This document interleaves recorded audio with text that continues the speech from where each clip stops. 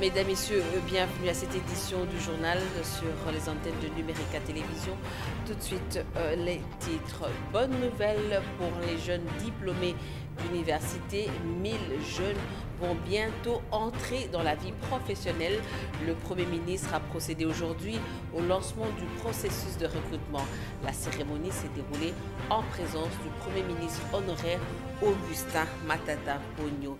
Et puis ce cri de détresse, la veuve Étienne Tshisekedi, Marthe Kassalou, plaide pour que les restes de son époux soient rapatriés en terre congolaise. Elle était reçue aujourd'hui au journal télévisé d'un média français. Vous allez l'entendre dans ce journal.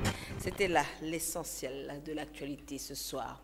D'abord, cette nouvelle, le Premier ministre Bruno Tshibala rassure que l'engagement convenu par les parties prenantes au dialogue du Centre interdiocésain pour organiser les élections fin 2017 sera tenu. Dans une interview accordée à Jeune Afrique, il a déclaré « Le président de la République a toujours dit et répété que nous devons aller aux élections. Toute la classe politique et forces sociales, nous sommes convenus de les organiser. Ce sera fait. » Fin de citation. Bruno Tshibala a par ailleurs réitéré l'engagement de son gouvernement de financer le coût global des élections. À défaut, il n'hésitera pas de recourir aux partenaires traditionnels de la République démocratique du Congo, a-t-il fait savoir. Processus électoral encore, le président de la CENI, Corneille Nangaa, poursuit son séjour dans le Kasaï. Ce jeudi, Corneille Nangaa a assisté à l'installation des membres du comité provincial de la CIME par son président national. Les détails dans ce reportage de Rachel Kitsita. L'instant était chargé de symboles. La commission d'intégrité et de médiation électorale, structure partenaire de la CENI, regroupant les confessions religieuses de la RDC pour prévenir et gérer les conflits électoraux, était honoré de présenter ce mercredi 26 juillet 2017 à Kananga, à la face du monde, sa représentation dans le Kasaï central. Témoin de l'événement, le président de la CENI, Corneille Nangaa Bello, et le vice-gouverneur du Kasaï central. Nous sommes au Kasaï central. Nous venons d'installer officiellement le comité provincial de la CIME. Et bon voilà, c'est pour faire la promotion de l'intégrité de la médiation électorale, essentiellement pour consolider la paix, de sorte que le processus électoral dans notre pays soit un processus apaisé. C'est la contribution de confessions religieuses qui accompagne le processus électoral de manière à ce que le processus soit un processus juste, honnête, transparent, crédible, mais surtout serein. L'installation effectuée, cette CIME provinciale regroupe les pasteurs qui peuvent désormais être les conseillers de l'exécutif provincial dans le Kasaï central pour désamorcer d'éventuelles crises. Et hier mercredi, le président de la Commission électorale nationale indépendance a annoncé à Kananga le début de l'opération d'enrôlement des électeurs au Kasaï central dans quelques jours. Sans avancer de date précise, il a affirmé que la situation sécuritaire permet à présent de lancer l'opération de révision du fichier électoral dans cette partie de la République démocratique du Congo. Encore une fois, un commentaire de nos confrères de la chaîne nationale. Le président de la Commission électorale nationale indépendante a co-présidé mercredi 26 juillet 2017 au gouvernorat du Kasaï central à Kananga la réunion du comité provincial de sécurité. Rencontre au cours de laquelle les assurances que cette partie du territoire national était dans sa majeure partie désormais sous la couverture de forces armées de la RDC. Le président de la CENU s'est rendu dans la commune de Kananga pour y superviser une réunion technique et opérationnelle devant définir de façon concrète l'agencement des activités liées justement à la préparation du terrain en prévision de cette opération d'envergure en réunissant agents et cadres de la CENI. Élément passé au peigne fin avec la cartographie opérationnelle qui débouche sur les étapes. Identification et recrutement de près de 1000 personnes, le déploiement des kits électoraux et formation en cascade Tous ces ingrédients mettent la Commission électorale nationale indépendante à même d'amorcer les grandes manœuvres précédant l'enrôlement des électeurs.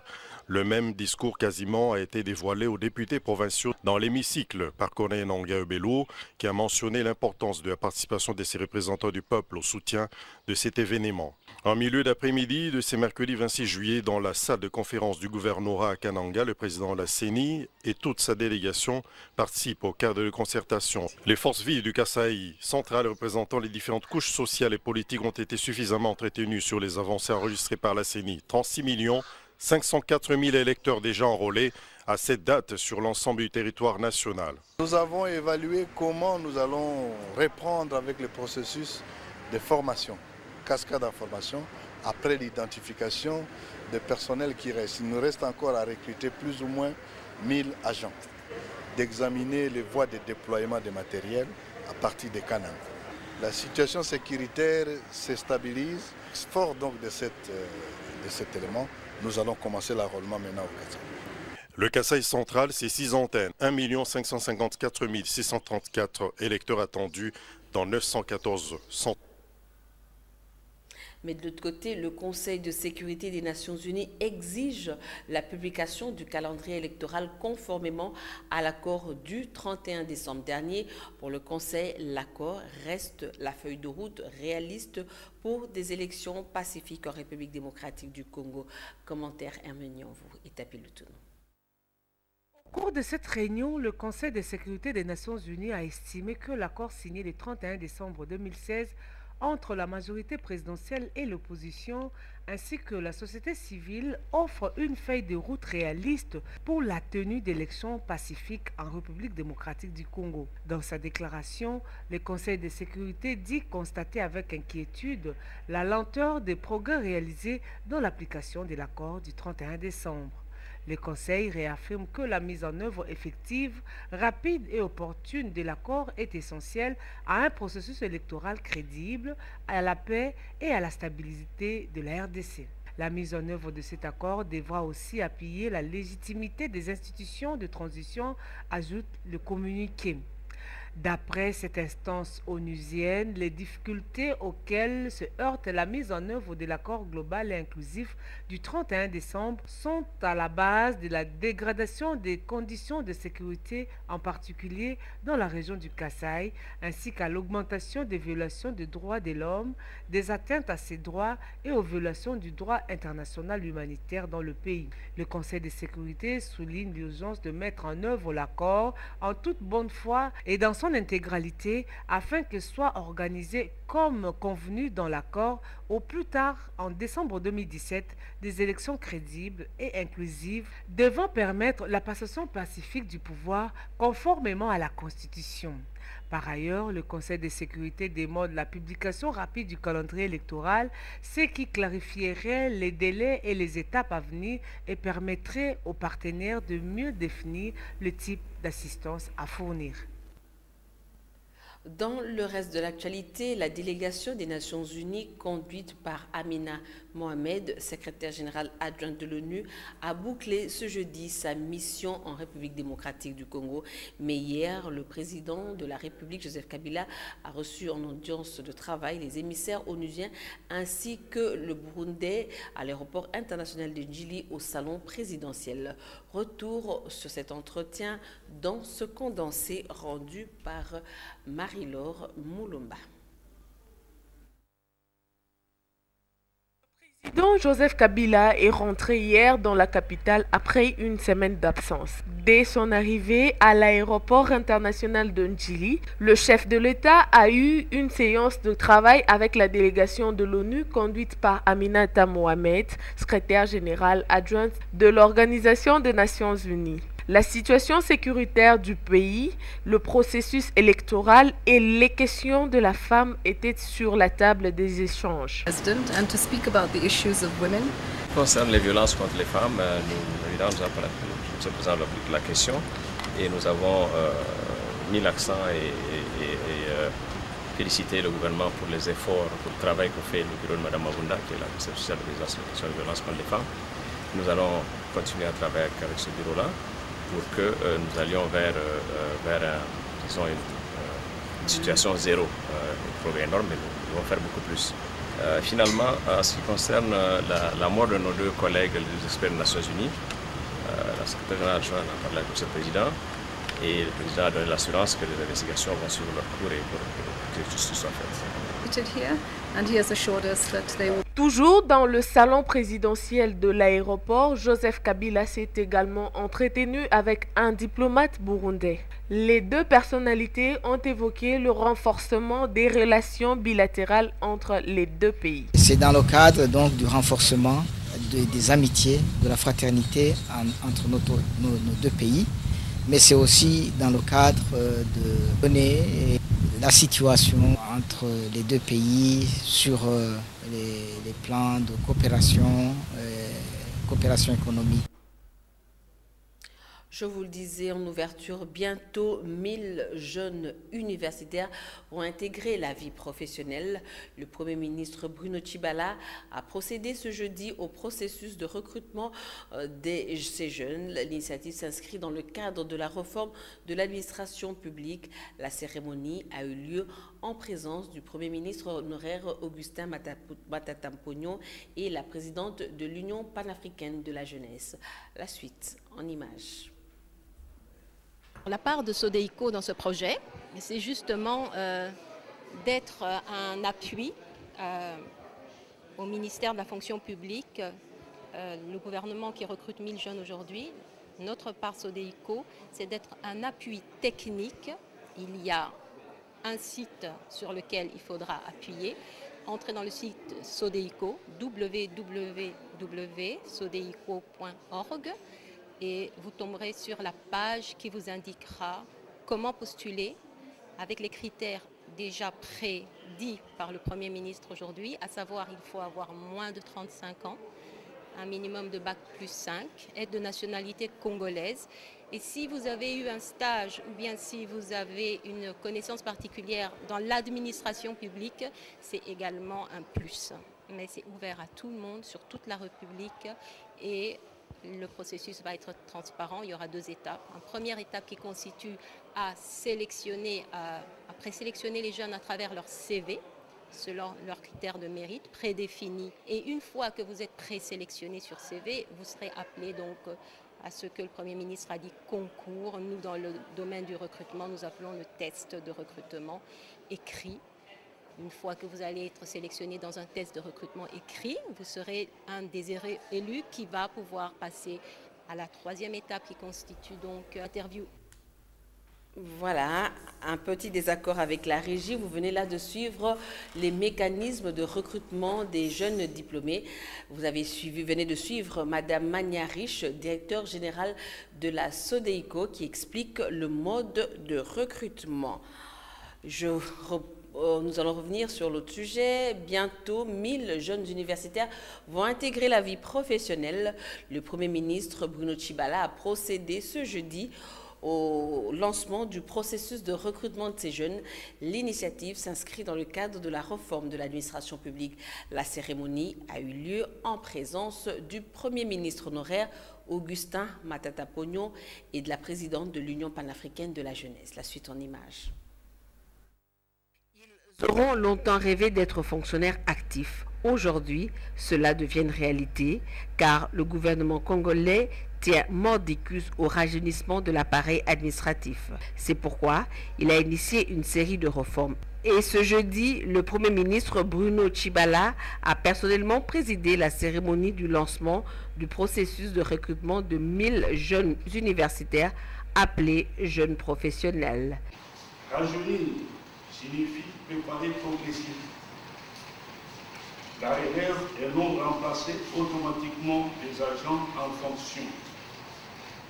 Pour ce faire, la réouverture de l'École nationale d'administration ENA, le lancement du programme du jeune professionnel. Le gouvernement de la République a déjà procédé au recrutement sur base concurrentielle et transparente de 3 vagues de jeunes universitaires. Et le ministre d'État en charge de la fonction publique, Michel Bongongo, est revenu sur le bien fondé de la réforme. La l'administration publique d'un pays est au cœur du bon fonctionnement de l'appareil étatique. Elle est conçue comme un véritable levier de l'action gouvernementale et participe activement à la formulation, la conduite et la mise en œuvre des politiques publiques. Parmi les invités de marque à cette cérémonie, l'ancien Premier ministre Augustin Matata Ponyo, la présidente de l'Union panafricaine de la jeunesse Francine Muyumba, qui ont loué l'initiative de la réforme de l'administration publique. Autre chose à présent, le président de l'UNC juge la mise en place du CENSA avec Olenga Nkoy à sa tête comme étant une manœuvre de plus du pouvoir en vue de distraire l'opinion. Selon lui, en toute logique, l'opinion attend l'organisation des élections d'ici la fin de l'année, pas plus. Dans une interview accordée au journal belge Le Soir, Vital Kamerhe demande au président de la République de se méfier, selon lui, des flatteurs, afin d'inscrire leur nom dans l'histoire du Congo. Et dans les rues de la capitale, presque à l'unanimité, l'opinion semble ne pas valider le choix du président du rassemblement de Kasavubu à la tête de l'organe d'appui à la démocratie. Mais une autre frange voudrait voir Joseph Olenga Nkoy s'activer en vue de l'organisation des scrutins dans les délais. Ils l'ont dit à Ange Makadi et Serge Bitilesi. Tous comme un seul homme, après la mort d'un grand baobab, et porter unanimement le choix sur ma personne. La désignation de Joseph Olenga Nkoy à la présidence du Conseil national des suivis de l'accord n'y fait guère l'unanimité. Selon une frange de l'opinion, le président du FONUS n'est pas la personne au profil idéal pour le CENSA. Je mérite la confiance de tous ces gens. Olenga Nkoy n'est pas vrai opposant. Tantôt il est délimité, il a quitté limité, tantôt il est de gauche, il est de droite. Il cherche à satisfaire seulement ses besoins personnels. La désignation de Olenga Nkoy, sur le plan sagesse, laisse à désirer. Cet homme, nous l'avons vu, moi je suis ici depuis longtemps. Il est un peu brutal dans ses réactions, et il a allumé beaucoup de feux ici. Quand ça n'ira pas, quel conseil pourra-t-il donner aux gens pour qu'il n'y ait pas de trouble ou bien pour éteindre le feu?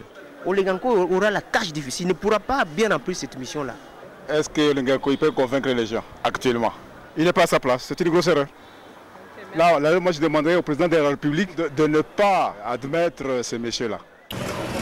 Comment résoudre alors la crise profonde qui secoue le pays? Pour l'opinion publique, le salut pourrait venir des évêques ou de la tenue des élections. Il faut que tous se réunissent devant les évêques pour faire des arrangements particuliers comme c'était prévu et puis qu'on applique l'accord. C'est tout, c'est ça. À partir de là, et la solution viendra et la paix viendra dans notre pays. Qu'il présente un calendrier global. Nous battre, nous chamailler, le dollar monte, c'est pas ça la solution. Les assises préparatoires du conclave UDPS pro-Tchibala ont-elles mal parti? Au lendemain de cette rencontre, l'un des participants et porte-parole des pionniers de l'Union pour la démocratie et le progrès social, Corneille Moulumba, voit d'un mauvais œil cette initiative. Un reportage signé Anita Kangoudia et Eric Kalambay.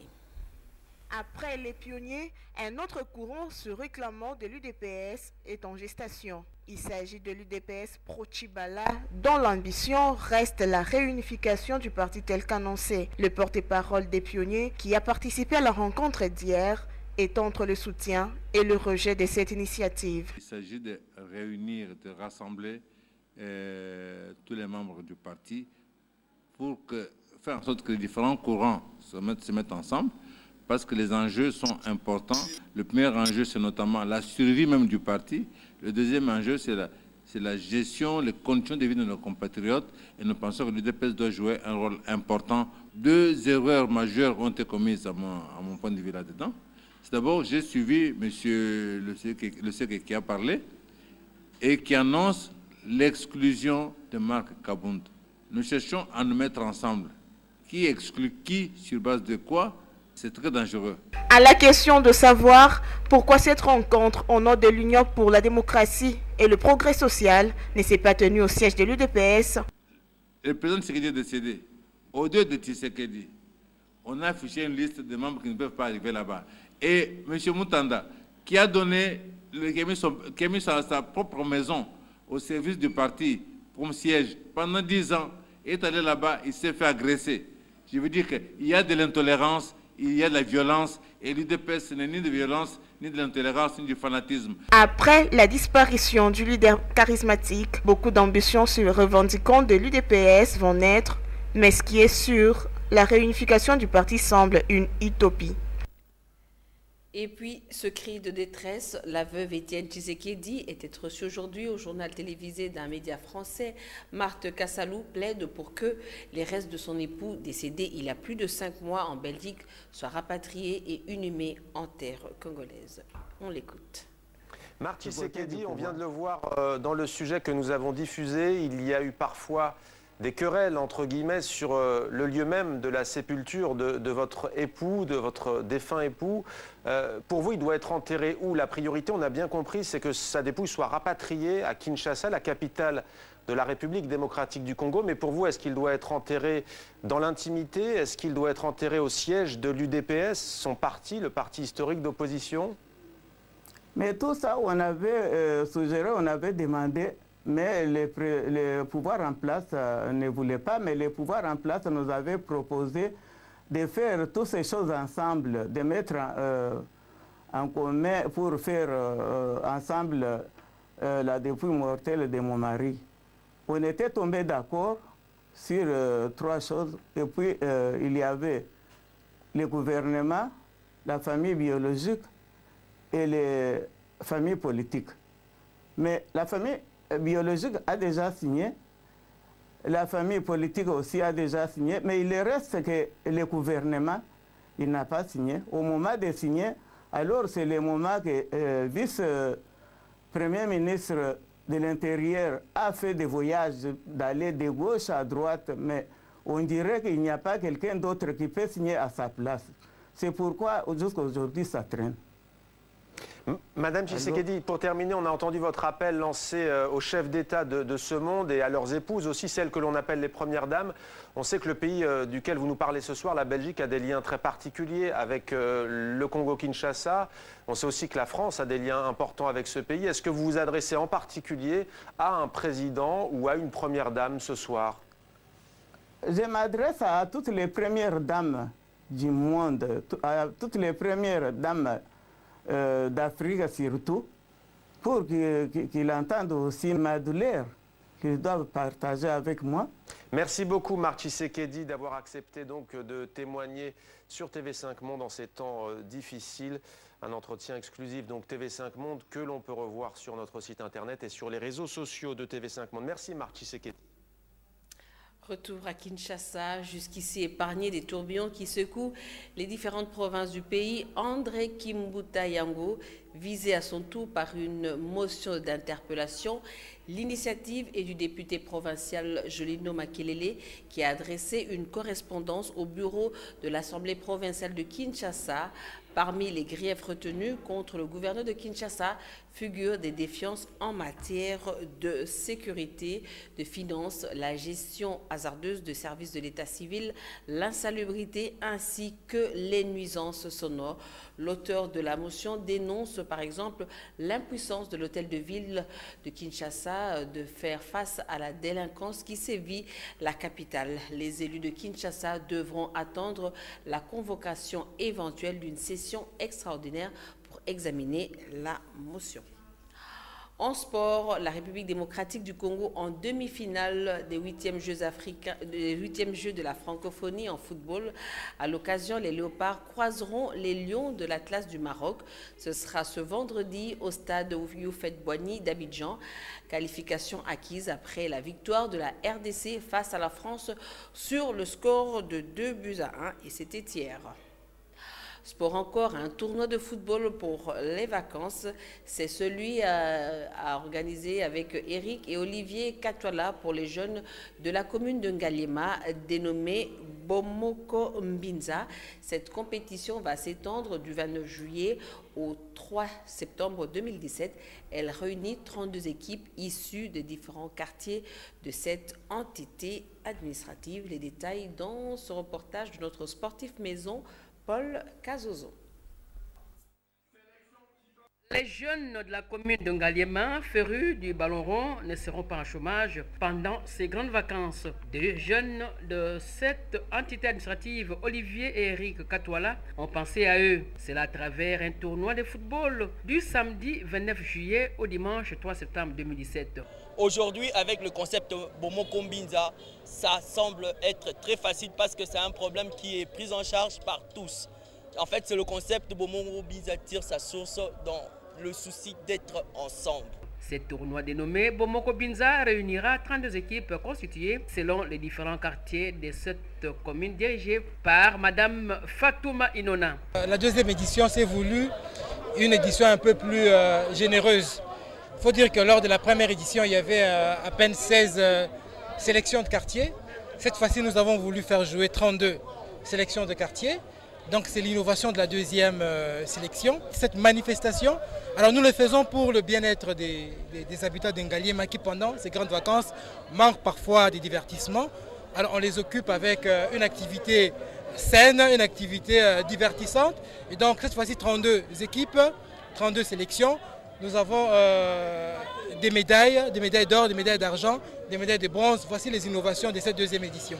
En prévision de ce tournoi de football, les organisateurs avaient procédé à la remise de vareuses et de ballons aux représentants de ces 32 équipes qui vont s'affronter sur les différents terrains de cette municipalité. Maintenant que tout Mbinza est avisé, le rendez-vous est donc pris pour le samedi 29 juillet 2017 pour l'ouverture du dit tournoi de football.